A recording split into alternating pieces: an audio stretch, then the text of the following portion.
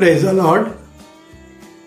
प्रभु का धन्यवाद हो कि हम पूरी स्वतंत्रता के साथ उसके वचन पर मनन कर सकते, उसके वचन पर विचार कर सकते और पवित्र आत्मा की सहायता से कुछ बातों को जो प्रभु इन दिनों में हमको सिखाना चाहता है सीख सकते हैं। तो आइए हम वचन में जाएं, उसके पहले प्रभु से सामर्थ को मांगे, प्रार्थना करें। प्रभु जी, हमको पवित्र आत्मा का अभिषेक दीजिए ताकि पवित्र आत्मा में होकर मैं आपके पवित्र वचन को बोल सकूं और मेरे प्रिय लोग उसको सुन सकें और समझ सकें। हम सबों की बुद्धि को खोलिए ताकि हम पवित्र आत्मा की अगुवाई में इस वचन की गहराई में जाएं और आपकी इच्छा को जान सकें। विनती यीशु के नाम से मांगता हूं, आमीन। प्रियो, एक बहुत अच्छे अंतर्राष्ट्रीय प्रचारक पिछले दिनों बातचीत कर रहे थे और वो बता रहे थे कि गत समय में जो लॉकडाउन हुआ और जिसके कारण लोग ना यात्रा कर पा रहे थे, ना प्रचार करने कहीं जा पा रहे थे, यहाँ तक कि स्थानीय मंडलियों में भी लोगों का जाना रुक गया था। और ऐसी अवस्था में उन्होंने प्रभु की आत्मा की अगुवाई में ये विचार किया कि क्यों ना सुबह जूम मीटिंग के माध्यम से लोगों को परमेश्वर का वचन दिया जाए। और तब उन्होंने लिस्टिंग की और भोर के समय के लिए लोगों को इनविटेशन दिया। लगभग 450 लोगों को इनविटेशन भेजा गया और ये जूम मीटिंग शुरू हुई। और वो बता रहे थे कि मैंने प्रतिदिन 450 लोगों को इनविटेशन रात को 12 बजे तक पोस्ट किया, लेकिन सुबह उस मीटिंग में सम्मिलित होने वालों की संख्या 70 और 80। सिर्फ इतने लोगों ने उस मीटिंग को अटेंड किया जिसमें कि परमेश्वर के दास ने बड़े परिश्रम के साथ परमेश्वर के वचन को सिखाया, समझाया और प्रतिदिन समझाते रहे हैं। लेकिन उस मीटिंग को अटेंड करने वालों की संख्या अभी भी 80 और 90 के बीच में है। जब वो इस घटना को बता रहे थे तो मुझको स्मरण आया लूका रचित सुसमाचार उसके 14वें अध्याय में एक घटना का उल्लेख यीशु मसीह ने किया।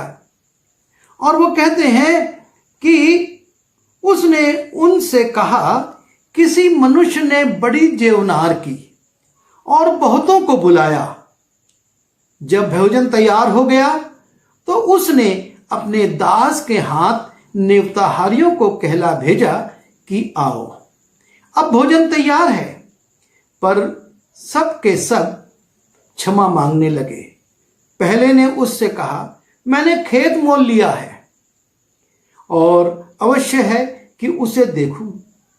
मैं तुझसे विनती करता हूं, मुझे क्षमा करा दे। दूसरे ने कहा, मैंने 5 जोड़े बैल मोल लिए हैं और उन्हें परखने जाता हूं।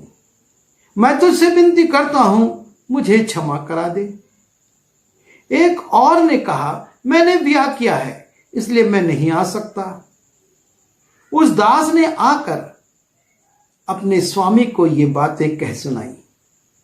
तब घर के स्वामी ने क्रोध में आकर अपने दास से कहा, नगर के बाजारों और गलियों में तुरंत जाकर कंगालों, टुंडों और लंगड़ों और अंधों को यहां ले आओ।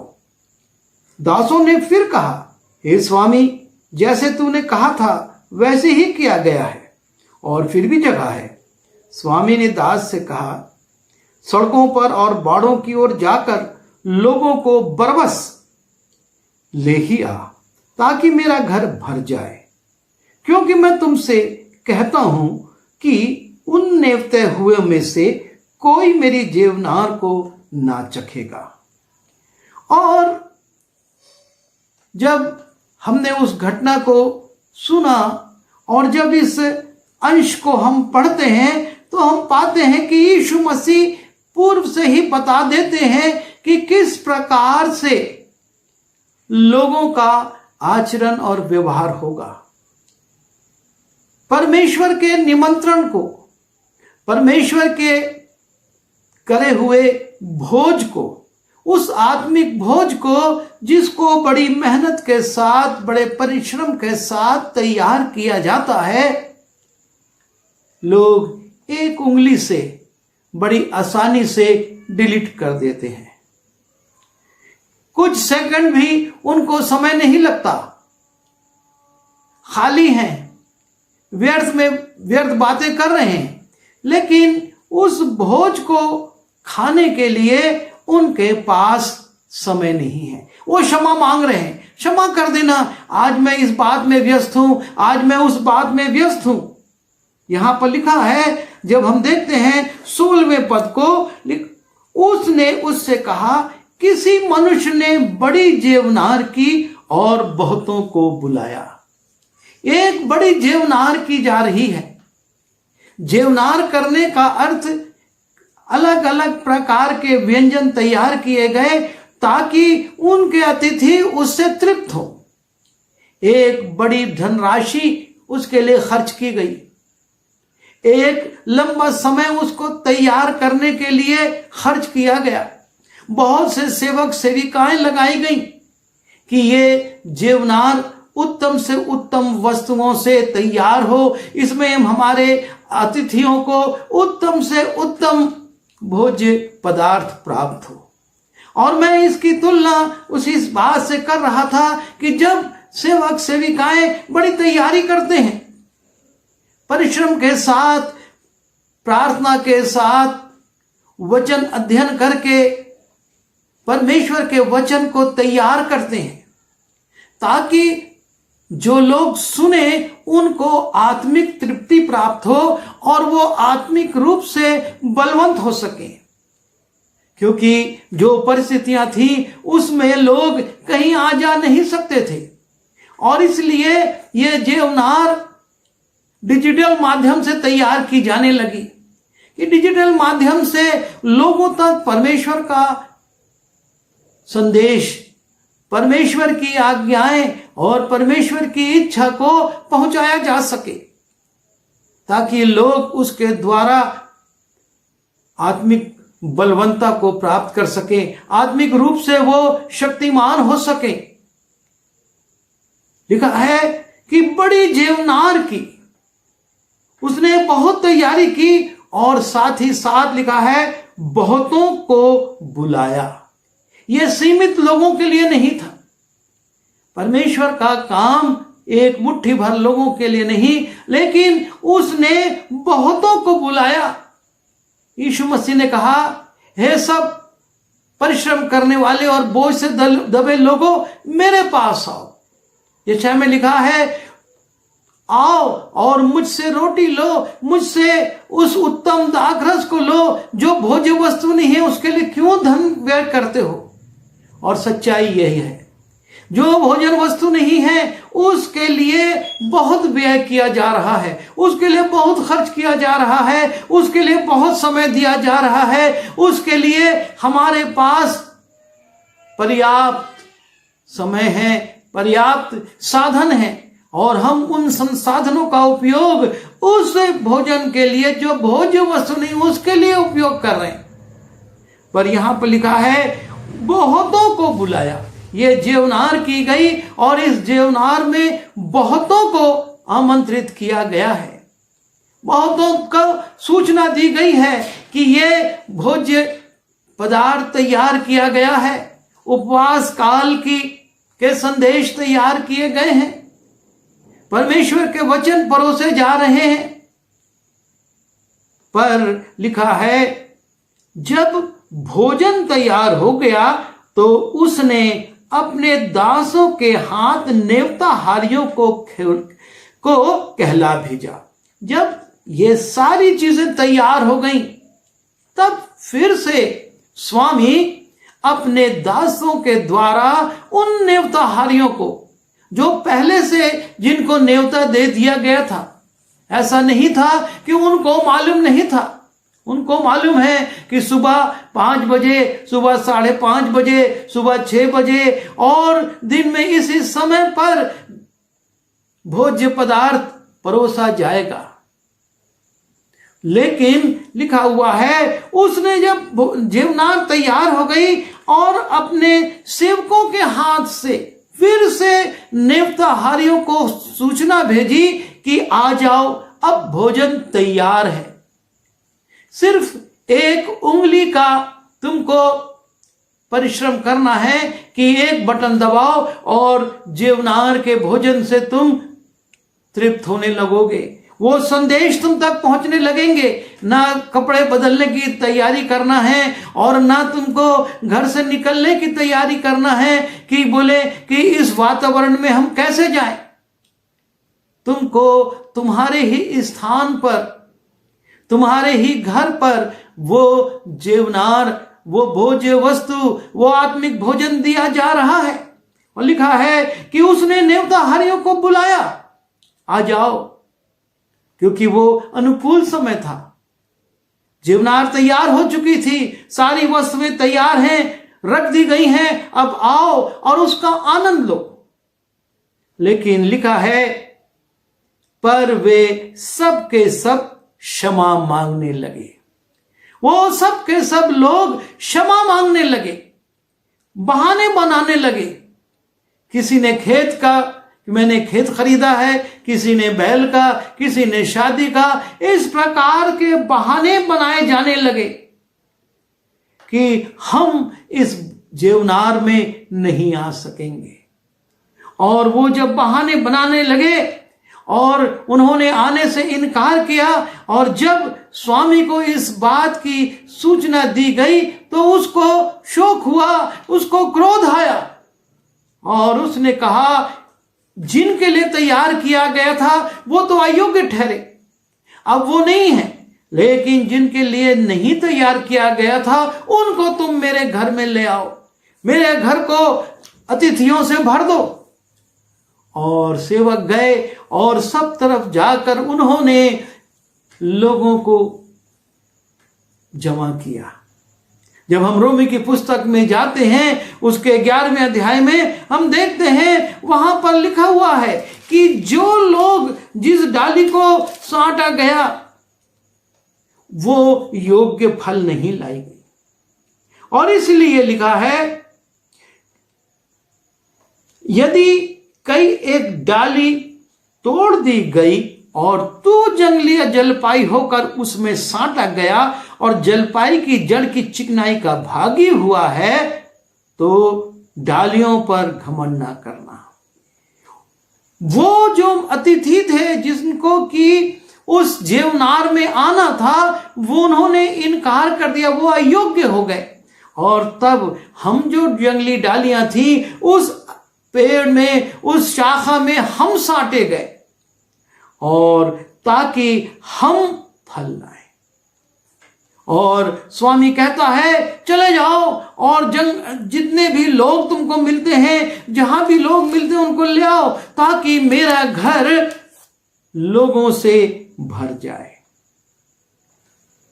और ना सिर्फ वो ये कहता है, लेकिन कहता है क्योंकि मैं तुमसे कहता हूं उन नेवते हुओं में से कोई मेरी जीवनार को ना चखेगा।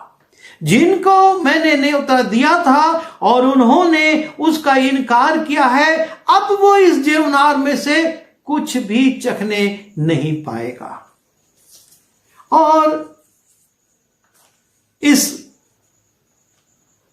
जो कथा है या जो ये एक पैराबल है, जो एक दृष्टांत है, उसको बताने का उद्देश्य यीशु मसीह का यह था कि वो बताए कि कैसे परमेश्वर का निमंत्रण खुला हुआ था, लेकिन लोगों ने जिनके लिए तैयार किया था, जिन यहूदियों के बीच में वो गया था, उन्होंने उसका इनकार कर दिया और अस्वीकार कर देने के कारण अन्य जाति उस महाभोज में सम्मिलित होने के लिए चुन लिए गए हैं। और आज मेरा उद्देश्य ये है कि हम इस बात पर विश्लेषण करें कि हानि किसकी हुई। ये जेवनार ने की गई, इस जेवनार के लिए भोज्य पदार्थ तैयार किए गए। स्वामी ने बहुत खर्चा किया, बहुत परिश्रम किया, बहुत सेवक लगाए, और जब वो तैयार हो गई तो उसने अपने चुने हुए अतिथियों को बुलाया, पर वो अतिथि नहीं आए। उन्होंने आने से इनकार कर दिया। जब इसी घटना को, इसी यीशु मसीह के बताए हुए संदेश को हम मत्ती में जाते हैं और मत्ती उसके 22वें अध्याय के पहले 10 पद में देखते हैं, वहां पर तो यह भी लिखा है कि उन्होंने उन सेवकों का अपमान किया, उनसे मारपीट की और उनको मार भी दिया। मत्ती रचित सुसमाचार उसके 22वें अध्याय के पहले 10 पद में आप देख सकते हैं कि इस प्रकार से जबकि स्वामी ने जेवनार तैयार करने के बाद बुलाया तो उन्होंने ऐसा व्यवहार किया। जो भी उन्होंने व्यवहार किया और जो भी वो नहीं आए, प्रश्न यह है कि इससे हानि किसकी हुई। और जब हम इस घटना को पढ़ते हैं तो हम ये पाते हैं कि इसमें हानि उनकी हुई जो अतिथि के रूप में बुलाए गए थे। स्वामी ने तो अपना धन खर्च किया, उसने जेवनार तैयार की, सेवक भेजे, और जब नहीं आए तो उसने अन्य लोगों को बुलाकर अपने घर को भर दिया। लिखा है, लोगों को बरबस ले ही आ ताकि मेरा घर भर जाए। और उसका घर भर गया। सेवक आ गए और सेवकों ने बहुत से लोगों को भी जमा कर लिया और वो लोग भी आकर उस जेवनार में सम्मिलित होते हैं। लेकिन जिनके लिए ये जेवनार तैयार की गई थी, उनकी दशा क्या हुआ? लिखा है, राजा ने क्रोध किया। जब हम मत्ती रचित सुसमाचार उसके 22वें अध्याय के 7वें पद में जाते हैं, लिखा है, राजा ने क्रोध किया और अपनी सेना भेजकर उन हत्यारों को नाश किया और उनके नगर को फूंक दिया। उनके ऊपर एक दंड आ गया क्योंकि जेवनार तैयार की गई और उनको बुलाया गया, पर उन्होंने उसका इनकार किया और उल्टे उन सेवकों का अपमान किया, उनको प्रताड़ित किया, उनको मारा पीटा, उनकी हत्या कर दी। और इसलिए उस स्वामी ने उनके साथ एक दंडात्मक कार्यवाही की, उनके ऊपर आक्रमण करके उनको फूंक दिया। और लिखा है कि इस जेवनार में से अब वो लोग कुछ भी चखने ना पाएंगे। वो वंचित कर दिए गए हमेशा हमेशा के लिए उस महाभोज से जो कि स्वामी ने तैयार किया था। हमको इस बात पर विचार करना है कि कहीं हमारे लिए जो भोज तैयार किया जा रहा है उसको हम ठुकरा दें आज, क्योंकि वचन में लिखा हुआ है, अंत के दिनों में लोगों को पानी की और अन्न की भूख नहीं होगी, पानी की प्यास नहीं होगी, लेकिन वो वचन को ढूंढेंगे और नहीं पाएंगे। आज ये बहुतायत के साथ आपके पास और मेरे पास उपलब्ध है, लेकिन हम आज इसका उपयोग नहीं कर रहे हैं, इसको ठुकरा रहे हैं, इसको नजरअंदाज कर रहे हैं। लेकिन एक दिन आएगा जबकि वचन ने कहा है कि लोग इसको ढूंढेंगे, इस वचन को ढूंढेंगे पर नहीं पाएंगे, क्योंकि तब जेवनार के दरवाजे बंद हो चुके होंगे। जिनके लिए तैयार किया गया वो बाहर रह जाएंगे, वो दंडित होंगे और दूसरे उसमें जाकर सम्मिलित होंगे और उस चिकने चिकने भोजन का आनंद लेंगे। आज हमको इस बात पर विचार करना है, हमको इस बात पर सोचना है कि हम परमेश्वर के दिए हुए अवसर की बहुमूल्यता को समझ रहे हैं या नहीं। उसके जीवित वचन जो हमको उपलब्ध है। आज हमारे पास चाहे वो फेसबुक हो, चाहे वो यूट्यूब हो, और चाहे वो व्हाट्सएप हो, और चाहे वो मैसेज हो, और चाहे इंस्टाग्राम हो, और नाना प्रकार के जितने भी संसाधन हैं, उनमें परमेश्वर का वचन तेजी से भरा जा रहा है। क्यों भरा जा रहा है? इसलिए कि लोग उसके द्वारा तृप्त हो सके। हम नहीं जानते कि ये इलेक्ट्रॉनिक मीडिया और ये डिजिटल चीजें कब बंद कर दी जाएंगी, या एक बिजली गिरेगी और सारे डाटा उड़ जाएंगे। हम नहीं जानते, लेकिन ये जानते हैं कि एक दिन इस वचन की प्यास लोगों को लगेगी। एक दिन इस वचन के लिए लोग मारे मारे फिरेंगे, क्योंकि वचन ये कहता है, बाइबल में ये साफ लिखा हुआ है कि लोग ढूंढेंगे, खोजेंगे, और तब क्या उनको ये वचन मिलेगा? वचन कहता है नहीं। तब वो ढूंढेंगे पर नहीं पाएंगे। और इसलिए अभी जब समय है, अभी जब खुला निमंत्रण है, और जीवनार करने वाला स्वामी हमारा परमेश्वर बुला रहा है, ओहो सब प्यासे लोगों, पानी के पास आओ, यदि रुपया नहीं है तो उसके बिना भी आओ। बिल्कुल, परमेश्वर का वचन निशुल्क है, उसके लिए कोई कीमत चुकाने की अभी जरूरत नहीं है। लेकिन एक दिन लोग पैसा लेकर घूमेंगे और वचन नहीं पाएंगे, तब क्या होगा? और इसलिए लिखा है कि उनको तुम में से कोई भी जो कि आमंत्रित थे उसमें चखने ना पाएंगे। हम उस भोज से वंचित ना हो, हम उस भोज में सम्मिलित हो सके, क्योंकि लिखा है कि उन नेवते हुओं में से कोई मेरी जेवनार को ना चखेगा। हम विचार करें, ऐसे दिन ना आए, प्रभु ऐसे दिन हमारे जीवन में ना लाए जबकि हम परमेश्वर का वचन सुनना चाहें, परमेश्वर का वचन सीखना चाहें, परमेश्वर के वचन पर विचार करना चाहें, लेकिन वो हमसे ले लिया जाए। लिखा है वचन में कि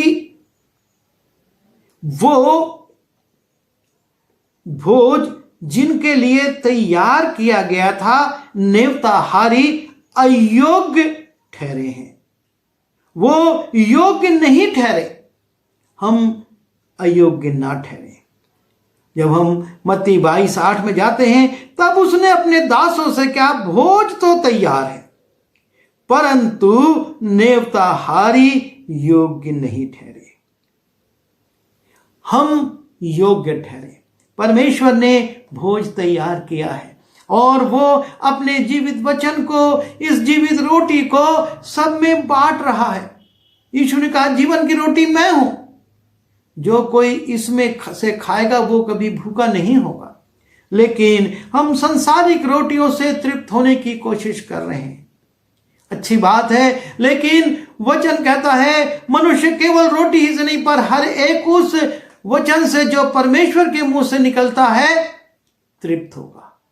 हम आज अपने जीवनों पर विचार करें, क्योंकि जिन्होंने उस भोज का इनकार किया, हानि उन्हीं की हुई, स्वामी की हानि नहीं हुई। उसने तो भोज तैयार किया, और नेवताहारी जब अयोग्य ठहरे तो दूसरों को बुलाकर खिला दिया, और उसका घर उन अतिथियों से भर गया।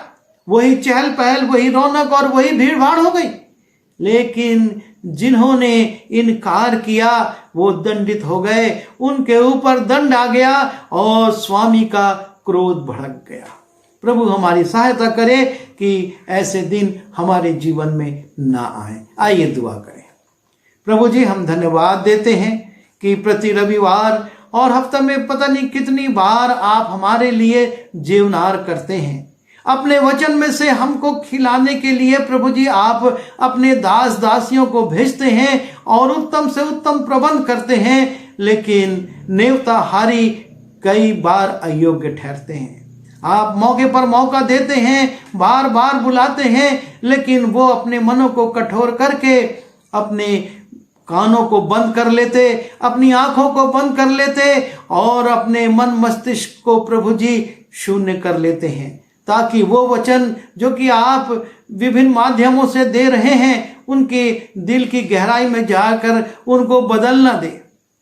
जैसे लोगों ने कहा और यीशु मसीह को अपने सिवानों से निकाल दिया, प्रभु जी लोग इस वचन को अपने सिवानों से निकाल रहे हैं, अपने मोबाइल से और अपने डिजिटल उपायों से उसको अलग कर रहे हैं। पर आप उनकी सहायता कीजिए कि वो सच्चाई को समझें और ऐसा ना हो जिस प्रकार से जेवनार में बुलाए गए इन लोगों ने हानि उठाई, उनको भी हानि उठाना पड़े, क्योंकि वो बड़ी हानि होगी और उस दिन पछताएंगे लेकिन लाभ नहीं होगा। और इसलिए अवसर को बहुमूल्य समझें और इस भोज को वो ग्रहण करने वाले हो सकें। विनती यीशु मसीह के नाम से मांगता हूं, आमीन। आइए आशीष ग्रहण करें। अब जो तुम्हें ठोकर खाने से बचा सकता है और अपनी महिमा के सिंहासन के सामने निर्दोष और निष्कलंक करके खड़ा कर सकता है, उस अद्वैत परमेश्वर पिता का प्रेम, प्रभु यीशु मसीह का अनुग्रह और पवित्र आत्मा की सहभागिता इस वचन को सुनने वाले और इस वचन पर चलने वालों के साथ यीशु मसीह के दूसरे आगमन तक बनी रहे, आमीन।